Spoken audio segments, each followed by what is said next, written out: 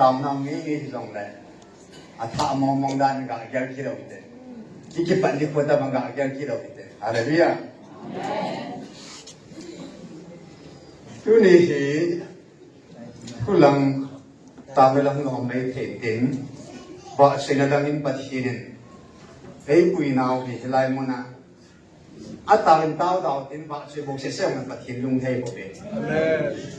อาว่าสิ่งนั้นสาดาวตินอาตาก็มังจงเดียวมันปฏิทินลุงเทพคิดเท่าอาตาหน้าว่าสิ่งนั้นมันโลกเห็นอาทุยนอากำสังไอ้โอปีนเขาสิ่งนั้นจงเดียวมันปฏิทินลุงเทพเอ็นโบน่าจะทักเอาการสักพร้อมนาวไอ้เป็นอะไรโปรแกรมสนามที่วงยองเลยตัวนี้ตุ้มเป็นปฏิทินที่เสียมเราสิ่งอะไรมีหิมในเสียมเป็นฮาเลลูยามีหิมเราสิ่งอะไรปฏิทินอันนั้นแหล่งตุ้มในแหล่งดอกฮาเลลูยาอันนั้นในกูส่งเลยปากไก่อันแหล่งดอกหัวละที่บังกินเลยอันแหล่งดอกหัวละอัตตาสันนี่ปังเวนอัตตาสันหัวละสันถ้าเราไม่ตีวิญญาณเสียที่ไรมันถ้าเราไม่ตีกูไม่ปังกินนั่งเลยมีการวางทำพันธุ์นู่นเนี่ยมันใช้บางอันซึ่งในสิ่งมองยังไงแต่เฮ้อาตามส่วนซึ่งลำบากยังไงแต่นะ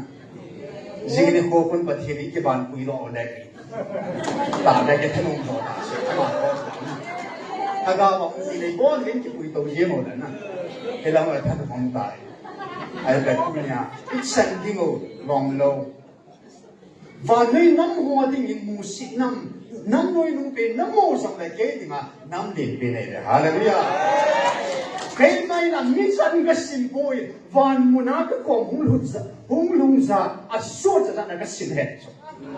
น้ำหัวที่ถ้าเราว่าสู้จะตั้งเป็นฮาเลลูยาฮาเลลูยาวันมุนักให้คุกินน้ำมีแต่ตั้งเป็นยังไงฮาเลลูยาItu dengan apa kaya? Kalau tam tak ikut dok kita bin, apa nak ikut dok video ni? Tentunya, itu hidup hidup ni buat hidup jom hidup apa kaya? Hidup hos ngai hidup nak dengan isi apa na? Itu jangan pak nak hobi, nam ham pak nak nam noi numpin te, nam lau cel te patin. Kuki hiji lagi koi poin, zombie hiji pewai hiji pun apa kaya? Hagawa Israel ni hide, haleluya. Kanam deihan. Agawa katsa din hide haleluya pathirin atsa hi je batunya ngai na bangai halovin adang dang makan ko masangin u kezi halu na mai tinglo tinga patni sim na hong na ejela chu amai so din sa pi bin tin na yang phan ha ta ki ja ro tin siu ting le programa pathirai bi ding hoi pathina na kun pu sai so haleluya ini program Hong San Haki Hong Zai ta haleluya yang dapat pada arti sination Hong Kong sun pai to plan tu ni nama so ni rất sẽ ni to ke hari ni ma jong la kat koi ha tu ti pa men te na ko te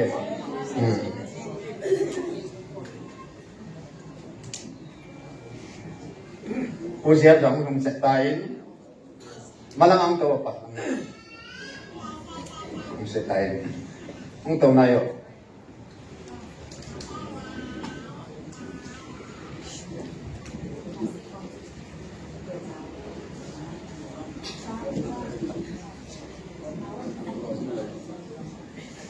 lung ki hong pengin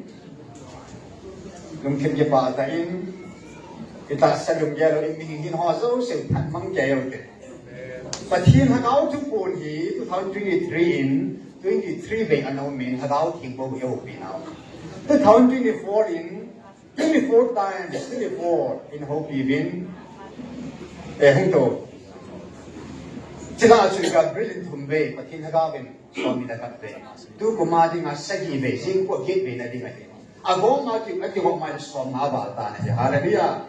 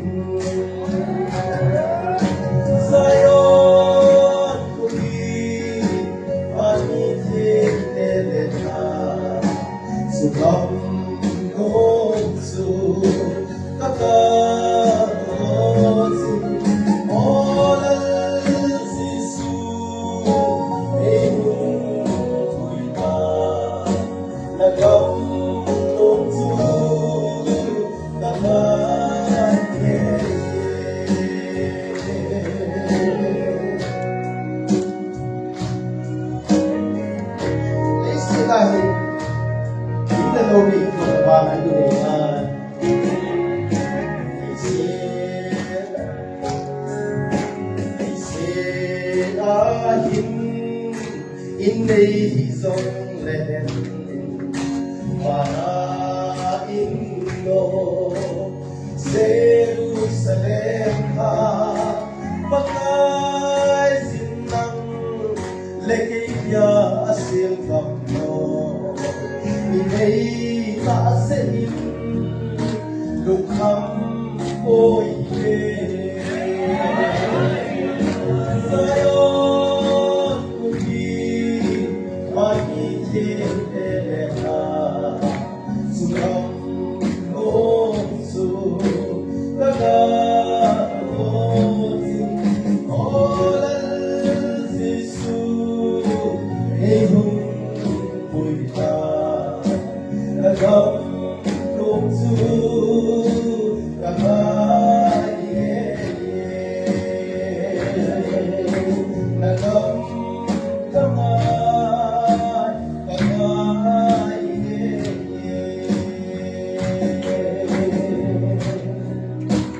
Jesus Krista ang meron tayo.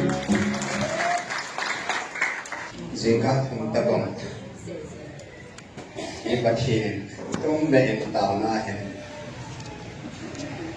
ama ngày na hin năm ngày na hin sẽ lại tao phong đi vào dấu sinh ngày na hin sum be thành này bị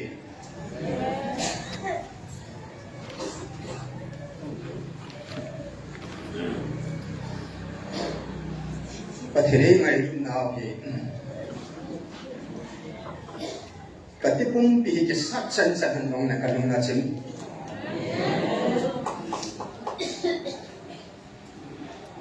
và cái gì mình thì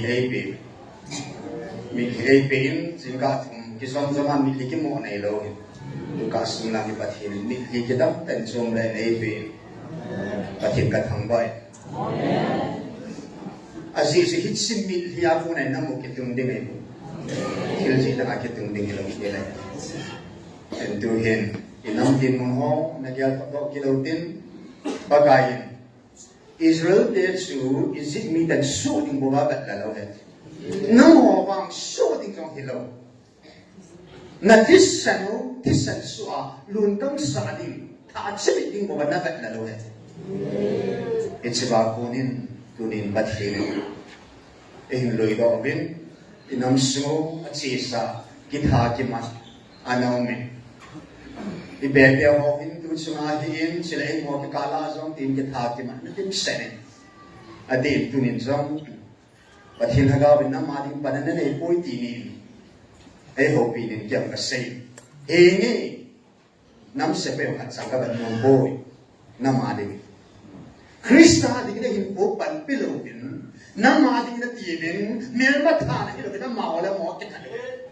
พี่ไม่ต้องรักษาก็มึงต้องป่วยประกายกันจริงใช่ไหม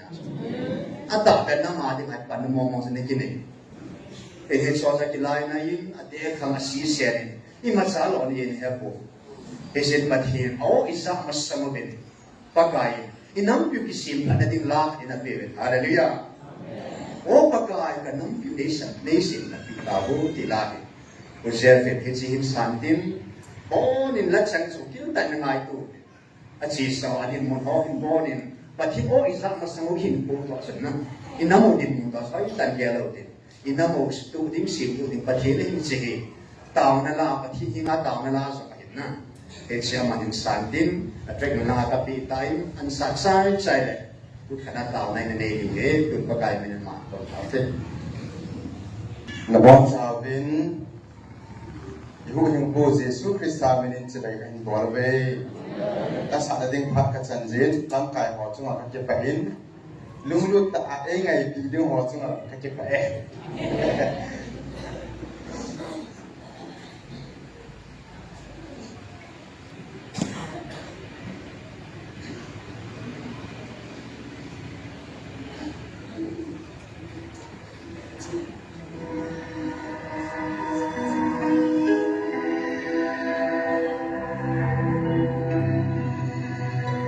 ถูกสร้างดี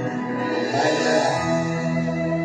มุนที่นักเอาที่คนอิสลามอินเตาหลายคนสุดอาทันเดียวกันเอง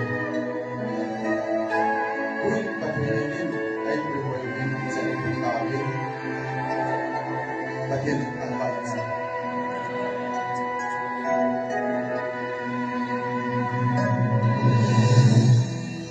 โอปกายกันนำสู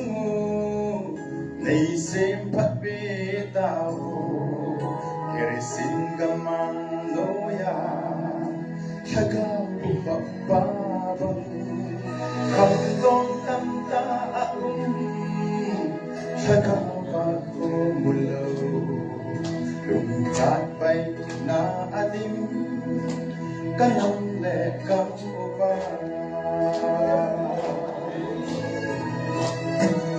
คุมตินทัดินอินนาจะกาเมทายอพุงมาสู่นาซานหุงเลานำคำไล่ลงปีพอมิดชีลงคุมภูมินอิลงดำสาวคนมิดินลงลายอนาอโลนาเซอุงเล Oh anai, kata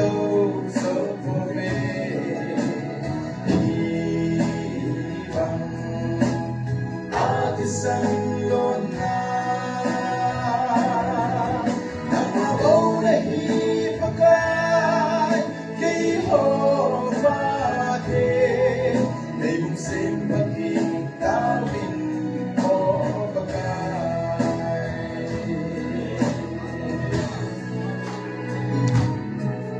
โอปกายกระจุมฟ้าชื่อรุ่งรุ่งสีพอดีเมลพาสตังทั้งตัวกาลโซนาบังกายโคเอลิซาเบธนังทุ่งที่ซอยสามตัวกระทำกายห้องสิ้นสมอลุงต้องกำตาเวOh anai, kado so pobe, ibang atisan lona, namabaw na hipagay, kay Hofate, na yung simbaging tawin mo pagay.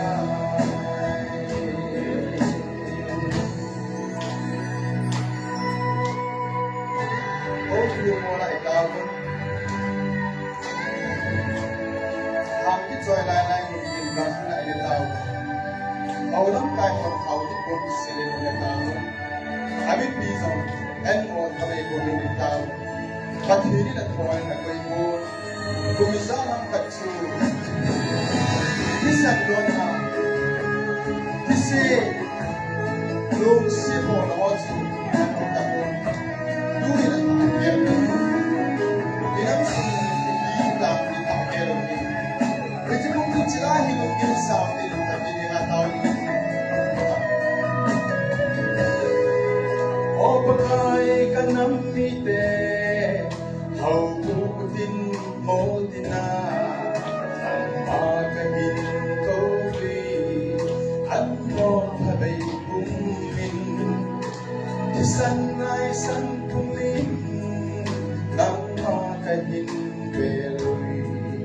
Nambing ka ngayo be Pagde lahing mong Oh anay, kadaw sa puwi Ibang atisang lona Namabaw na hibakan kay Hobake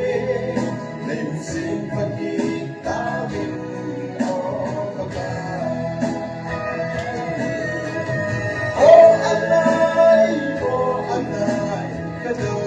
sa puwi Ibang atisang lona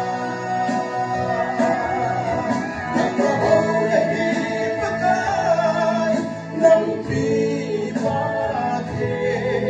Naimsing pagkitawin o bagan Naimsing pagkitawin o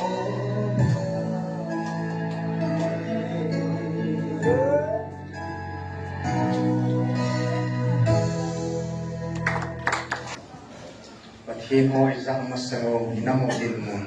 anahi pagkain. Imilihong tao na ho insan itawin tuhin. Trahi hilsirang mo mga bathi na jabat hui saylo ding. Bathinin itaw na ho Ibu ipate kanga kuna tunit san le tao na ho. Tao song na sin pati na sanwa le di pachuma. Tao song sin pa kai na kisa mo sa le di pachuma. Kuna pati ni tao na ho so siu. Ei san bi je ba. Ke pa tu se diu na. Se di ngai tao na ke tu bi ding mun kan muni pati twin sin ka te.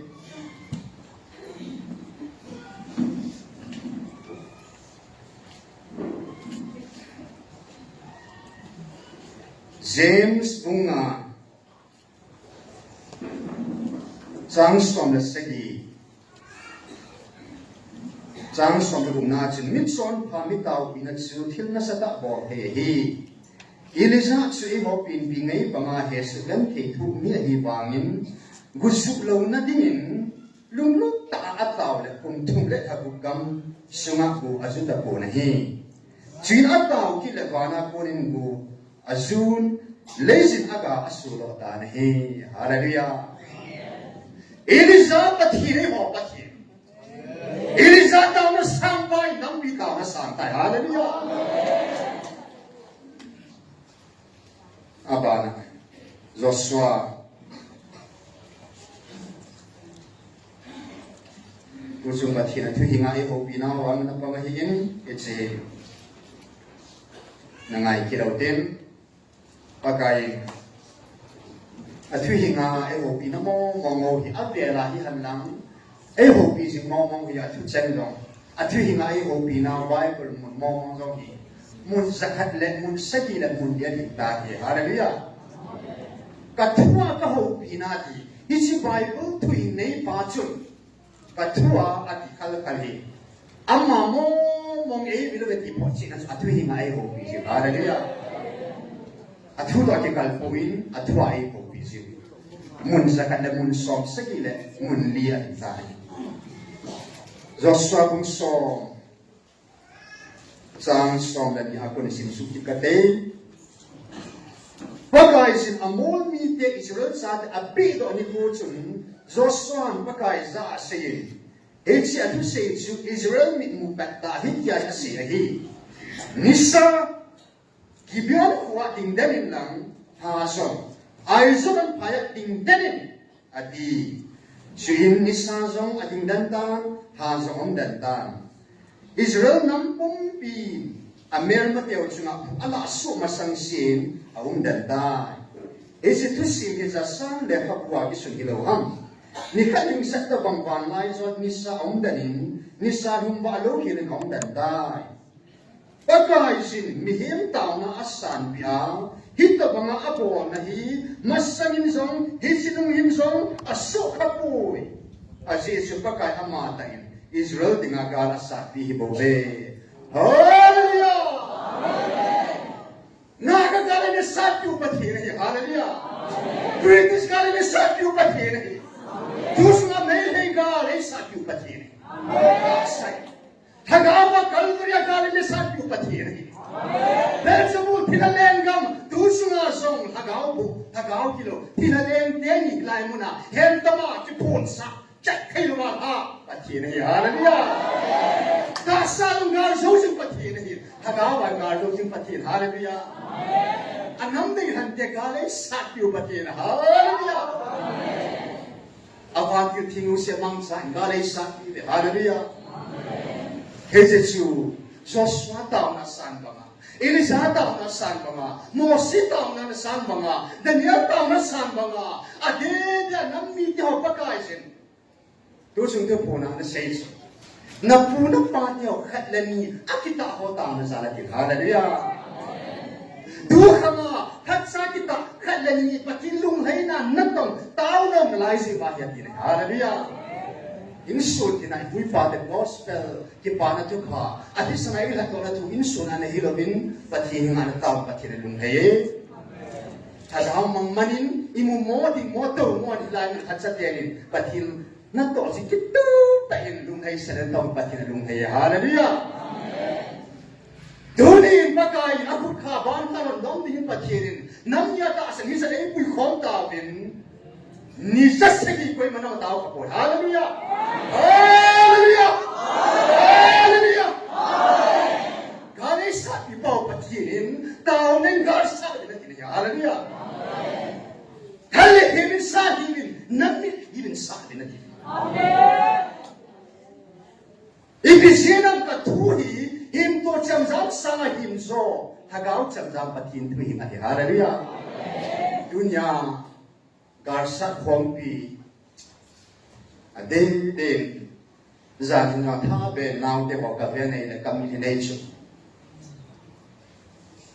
Ibukim lo hitsin ministry hat san na nu puro. Simasanga na tao pero kilay mo na jingga sile. Kituto ma si kakachin siya kituto nang biya din mi desengin na tao ko ito nasa talay ko imusipin pero tibukim lo mitso ho milhi sa patinan mang satani hallelujah kaysa nga milya na siyang tamso tibukim lo si ministry sa atin na ang te sukit niya kung saan babatid ka tangba. Katsuma ki patu kan saye. Etsi. Minay talo, kumut talo ho minit sa patira mang. Han talo pao talo ho, mito bang lo ho, minit sa patin ng piling na mang sahi. Kunit sang kaya, kay sang asok na tao masa, kay sang ang naman ng aywa, nang piyading ang milya na siya masa, siya meron yan ministry, ibukim lo ho, sumapagamin, sana saming kapi. Ipatukan po ngayon. Itsimit ho, si Kobe, patin, ay namuy ko ito na. Milizale, intunit pagkasin, imilyo ikon, sama po davinin. Katang na ngay sa katumay bisit kiman pagkay kamay luya. Hallelujah. Tupi mo. Kunya pagkay sin hilay mo na ni sa sige tao na atwan kile po iso bite. Ni sa sige tao na so sungay bisit patire. Ni sa sige ngay mình sẽ có đâu sẽ khổ yêu bất thiện này các sang tu là hạ sa po lia luôn hàng xóm mà nó suy điều và muốn sẵn kìa cùng nó đủ điều bà cái sinh hoạt mình có sự mang sạc ra lấy sạc điều hi cái tu này thì có hình ha bể im mi lý do sự tao họ đâu sự do sao tao nó sang pa ini sao tao nó sang pa dunia thật sự cái ni tao nó sang pa ini lại nó meeting cái tao na sang à ini tao na ui mi liu ai bể là piu bất thiện thằng vậy không cái hoàn năm thì cái bà cái xin tu sung galan sin ta in e ngai lu ti mi tam ta e pe vin e hon na ma ding a fan no e tau tam tau ni chi ki philo bin bakai in ning kum October action October 5 action bakai ni sai ta sam ra man e ri sam lo ding thu a sein ka kha ko dei tai chu ban ki hon na ho ti a hin la van ni te la van ni hon na tau pi se win te man ka bil sam ti he hallelujah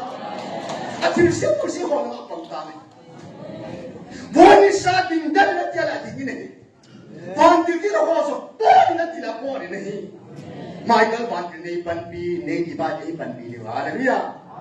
Van ti ho so mang tu nei nai pi pa ti. Ni sa so ti dan sa. Ha so ti dan sa. Go so na su dam ya da. Van ti ho so a ti lo ho. Dam na le ti na pa ti nei pi hallelujah. Van ti ti ho to van na go lo ho na ti pa ti thai pi hallelujah. Sa ti hit sen dia patin ang ngay nam alan tum sa atin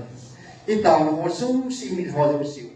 ay san pi se ben tun din patin itaw na mi mal yan nang namay nang ipyong na ni ko sa itaw na sumo patin ay ngay pi se itaw na yo sa san din di patin se te itaw sa na ningi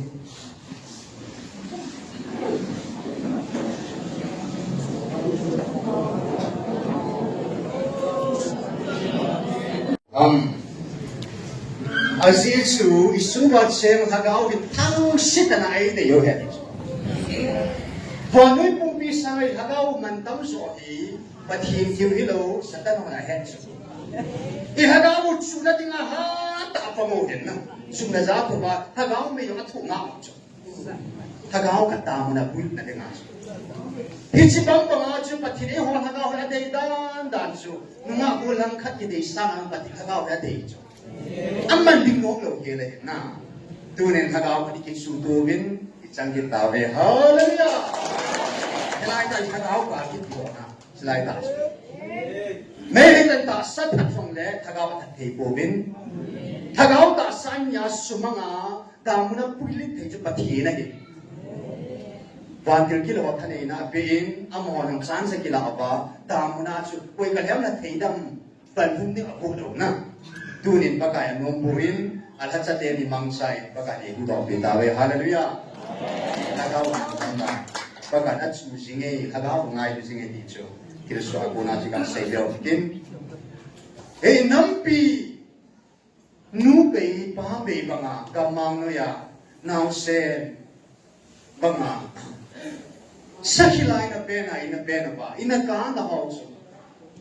ni pin so ina mo gan the na si abengam da po Kapin so inam kan thina be ngam tapo. Gupin so inam mo kan thina sa be ngam tapo. Rejection. Pathin hagaw thu po nam ta ni. Hallelujah. Hallelujah. Inam piu thula de. Inam pun do de. Pathin hagaw thu po nam ta. En tu hin pathin hagaw thu po so in pagai sin. Wan pathin ki po na siamer dai bitawin Helai muna ani pan hang no tayin nang ako na nami dalung mo na nei de hallelujah tagaw mo man na dengan tagaw mi miksa la din di ko sing o de di e chalahi tu hen ipa tayin la mas tapi na hin ubia sa de nga tu su tu pon sa ba ayo ngai no moment na nang di ko na to sila de ni adam isa na si mama de ni mo khan la nai lo jo em nhon chỉ ham bò cái mà đâm sang anh mà sắp bài ngày là lại hết, anh thấy là lâu nay lâu hết, mà là bị bắt hiện nắm bia thì ngày là biểu thì sẽ bắt hiệnทุกคนlại hết, và phòng này in của chị bắt hiệnนู่นnày inนู่นnày mà hiện, mà hiện sắp đi bên tin, sắp thấy không không bên na, sắp thấy đàn đàn bên, tu nhà thằng áo cái sắp không mua hả đấy bây giờ, thagao ga thun ki sei la hi bangalo hi nau chom chom he cho hi pan lu chom chom che hen na ya he tu hen awa changa puja na changa an ka hen ta he le na ni li to ali ba he mungkin ko ba galan sa ki diu te tin ban sei la nam i pathin thu pon na sa ding na ko ki tau te พอปีที่หอนี่ก็แบบแหละก็เก็บมกส่วนนี่ก็เรียนสาขีดำกับปีใจก็มีลามิสิแต่ว่าลาสิก็เสียมนั่นละไม่ลาขาตั้งก็เสียมแหละแล้วสาขีดำนะครับจังหวะก็สาขีดมันก็สาขีดมันยังก็แบบยิงสิตาสนะมีดีมุสาบอที่ไม่จะสักแค่เราบางทีมันก็ลาจังหวะมองไอ้เลยก็เก็บประเดี๋ยวน้อยจะหัวใจนั่นทานโนมินประเทศทุกหัวมีเรื่องต่างเหตุอะไรไหม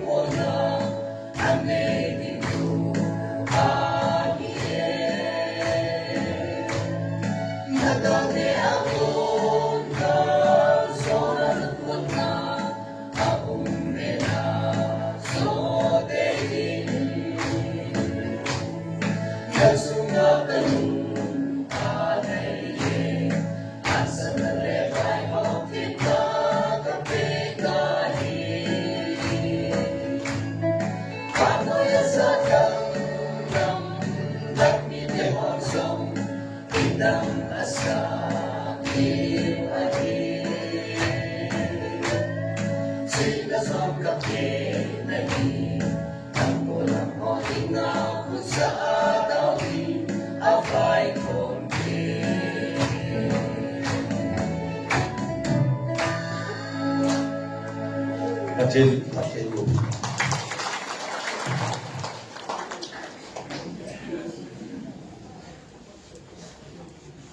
Allah yang sini setahun pakai je. Email mau kan kilo tilalem teni su setilo kelen. Imas samuba anjil susah tayin yang tambi tabe. Haleluya. Selain tadi tagaw ba itu. Tagaw bakal su kita. Haleluya. Mail mau pakai hen tama. Setilo pakai. It's true, but here tagaw tu pun tayin. Elai muna. Pagkain. Ho nam suci ding chu. Apa tin te ho kisun bina na ato boro. Batina sum soda ne. Haleluya. Isi na telefon pati galo isabi be. Oi matsa kichina misumang te kote. Haleluya. Sumit te konte. En batina ga mata tuan pungtain alai lunga mang ke pungtan he. Haleluya. En ake pung ki hiloben kunin san ke pagkain. Asung pichunga ama nei sadang tabin koi main asuglong pelo tingin pakai igami ko hoso puna pa kadeni kita na siya ay napiho ko koi puin patinin sim tilako na leilaban ka sima pa na nang ho na ma dinga gam thinga dinga geman nang ho ding mo ma kana sim ya hallelujah tanda chu Tupa kami pun pathin ay napiu kami. Hallelujah. Kamkit na ay ko'y piu kami. Pong sani naman na puna pa kuna nakilang doon na nakikiyatawe dito. Ay boy kay may sim tila ko na nang ho gamali mo maganapi sa akin. Api babatin tambawin. Ay kilong moin nagamoso sa malala. Meron matin na labe malala. Nang hon kamsong ipathin mun katsu mun tuma ko kum beri tai kita ne haleluya tuma betu yang gam kiling taloding kilong taloding ibisi nak su pi kristai ne ve haleluya kasi nang aita poin muisi nang aita poin hisiga higale po athin mai ko nai bo ve e ho nak sumang na dingale po inamo kundo na dingale haleluya inamo kisin na dingale he Pagay pumpin, isi nang media patin tabi eki amu do na ding patin na to he. Kilong loading tun so sumpi netta. Kiling loading, kamsong kiling loading. Galung song na kilong nam di tek cek tabi. Hallelujah. Atek na ding apa kay ay sudong so hallelujah. Atek dong so si sung kilong tin bo to thiu min din. Ahin atek ho atek chi na ding a kisudong si hallelujah. Income killing song there, kilong taloding, itat setting mo tayo. Tuhin mo na namin, it's a lot soon. And sabi bentin, kam kiling tapunte, it's a kalmanin song, it's yung baboy na nung tapunte. Hallelujah! Kasi batin na kami, kahoy tayo, amata ilang bawin, amata na itin pising tabi.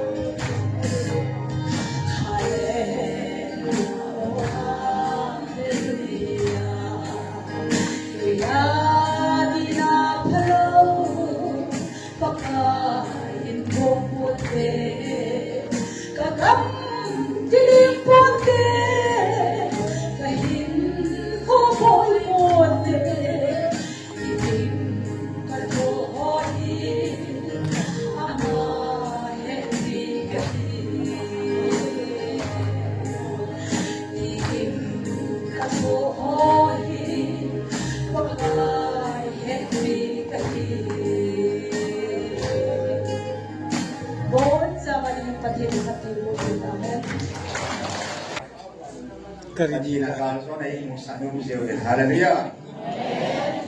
zong atina to lo pi ta ni me chani ding mu kit kawin pa pat thang pa ke le agam sa ki ling da puin dunia e ho ding pa thil thil se ding a ko nei pu inam pi pa thil san na ding an mun so he na in na lo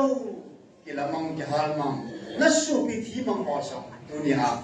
gar sa mo zo si lung hal tam so ne dunia pakai mo sa pati gilung kalam na po hallelujah dapat hindi kita adia gar samsung le ilay mo na pakai mo sa papa lunghal ni ting le Yesu gula ni fortune lungmo na di ta ni bene hallelujah agar sam lang na kihat ta po bene lu baba ho bang agar sam ang kihat ta lo ilay mo na la sa le mi kina tuan ko jing na ati nga ke pa na la so ke pa ni mi so lu me ko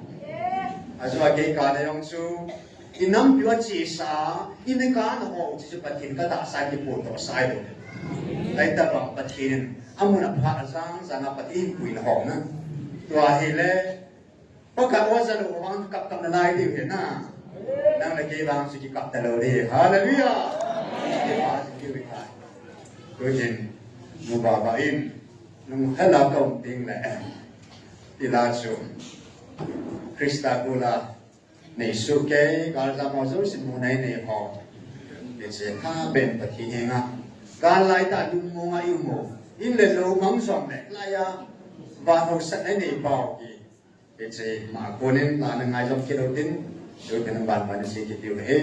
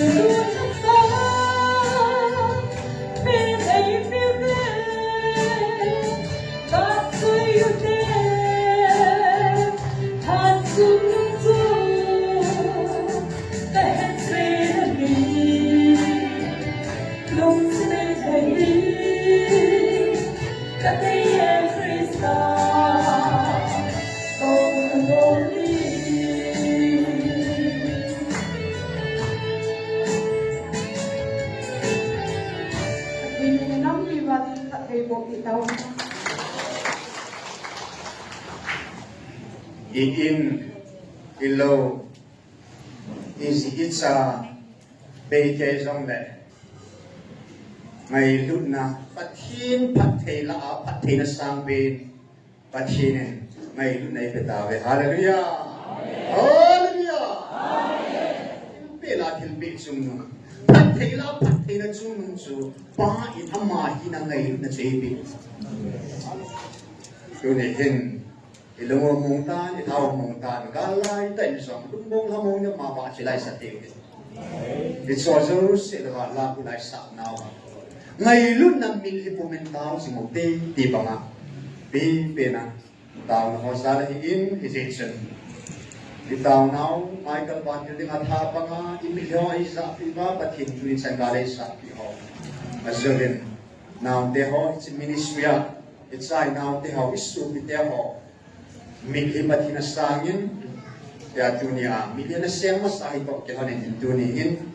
kan lang na sun kup lang sun so kam ni bol si na yaw le patinin ni just segi ba ling tao kom nao chi masang sana tao sawi tai ani ko cha thupi di ko ni song le ngai na nei ta tu tao sing nao sing ka sil hagaw me ati ba na ma dinga nila silong na so chan ma ta na nei ho it's a ministry ti ko kim lo member hoi it's ai now so bi dia hoi na ma dinga mi se na ho hi ke papin at sa kanhinan kami tayong kamuin ngayon ka ngayon so Kevin it's jing ka katay po tay ni katay po and kung katay hi om kong diw katayin kilay mo na undan ho mukha ngahin so le bagay minin ông sisi siya na kung ho isang le it's a ministry member ho si put hindam daw department de natong na siya put bena na piyote amen sa so na diyo man so na diyo niya di man sang ngayon and kung katsin ikate hallelujah ang video sa mantam milisang mantam boy ani na singka sila ningkum masa December siyang na adi ningkum kumbula ko nin 2024 kumbulsan pa rin ako nahi kung isang ka na hepuin kunsu ta hilay mo nahi ay sila pa ito ka na yung setan isang na hilay mo nahin singka siin so sa tao na namating mikhin apang singin ngutsang neo mahi ay sanga lang tayo kung som di ba miso tayo zinay kung som zinay tayo na sitya suday si mahiin kaya tinasa ta at wahi zong le insunga hamsin bangsin na ipito zong le hilay mo hi lumunan ng kinikain na kusa tinayang sineba na samay tayo izong le at daw sila singka lain na tayo kabezo si lumun hamon na hilay mo na mithin pathin abunin na manik Kaki mama, and singka katsang kaki boy tila kat lang hilo na kaki tulo lanin tao na ganay alung damma main kalung hay mama ako kaya dapat hinasungay kung hay de kaya di ngayon na kaya sinu de hosok sina tao na be singka sila pati ang tao me kaya siyang na atung bento ni Nicohen majong salong na inay puin ilay mo na kilumong katamon ta nam biyali nga singka siya tao na pahi kasi sabu kiruho sa patin pa na pisi na hallelujah dito ni ina mabana patin na dahin sanbi dito ni at sa kakinan na singka siya mitlibat sup sa na nam biyali nga tao sing bay pun singka ang munti nga hoin tinayin tao na we dito ilay mo na ma hoin na siya tao na we na kahit sa una isang na dito ni amahi pagay menen ngày lúc thiền đi các binomin buôn các bè binomin hết sữa mà những cái sản phẩm phản tế nhu trong nghèo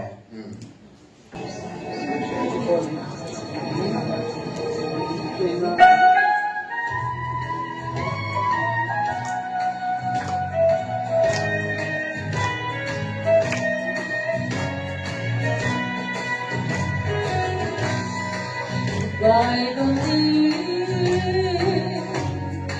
pinasay ang kalaman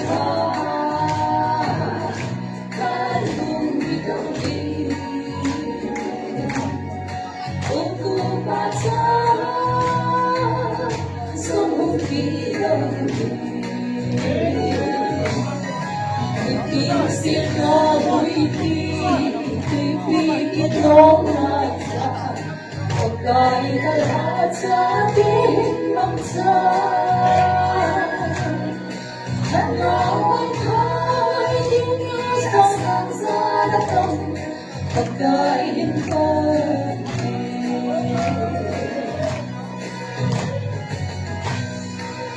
Puso sa ipinasay kailangan sumigay pa. Pagkay kinsin kamangin bati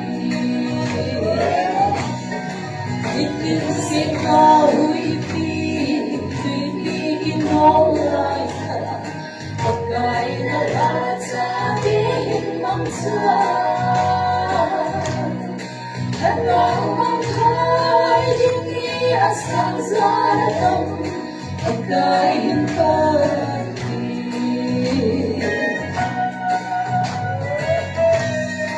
utas ang tingin, ubas ang Diyos. Isot sana dinig mo Esay kang hiling, ang isot ang hiling. Itinsin ka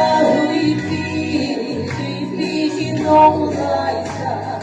pagkay na lahat sa ating bangsa. Hanawang kay dinias ang sanatang pagkain ka.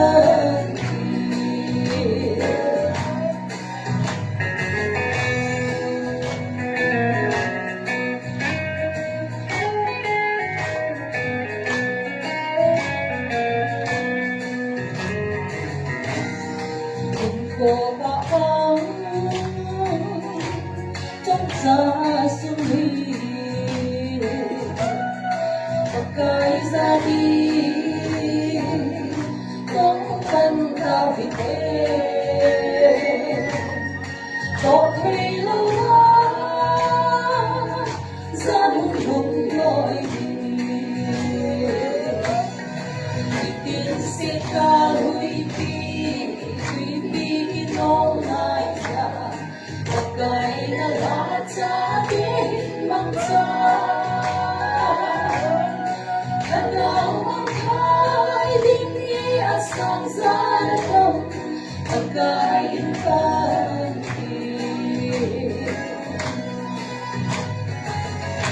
Pagiging kayo ikaw.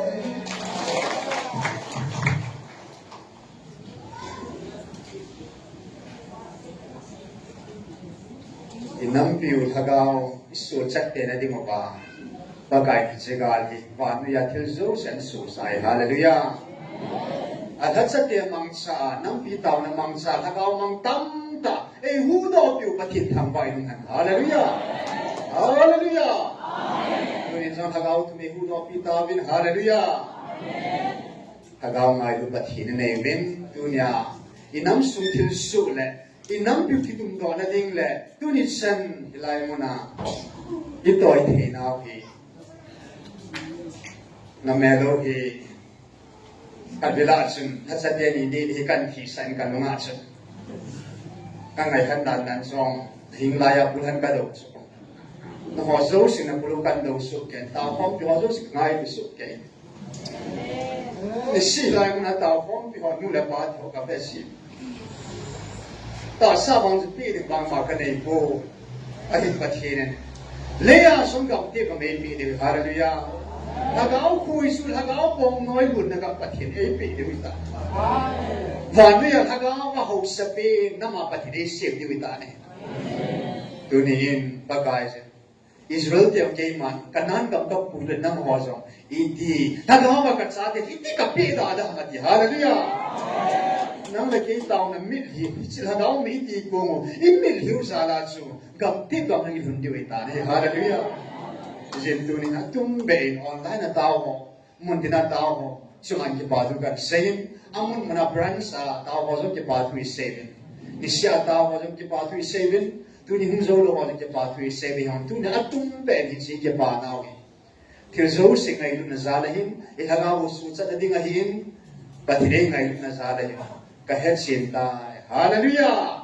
hisikali pisya hun kahit sinta, hallelujah, bagay ngay lu nazalahin. Kalau saya kecil cipta nahi, imahu ni kan kecil cipta nahi. Isaga है चिंता बे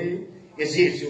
मिहिम एक काय हुई तलो मंगा की पुही तलो गावा की पुही तलो मिहिम हौसला की पुही तलो पठीन थगा विलेम पा अमात ने लम काय तावे हालेलुया